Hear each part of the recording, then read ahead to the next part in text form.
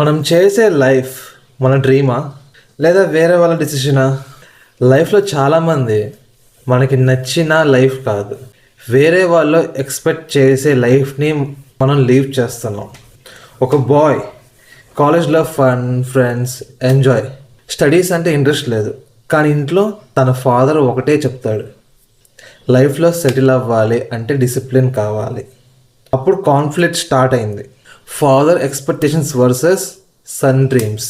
Time pass అవుతుంది, mistakes జరుగుతున్నాయి, లైఫ్లో ఫెయిల్యూర్స్ వస్తున్నాయి.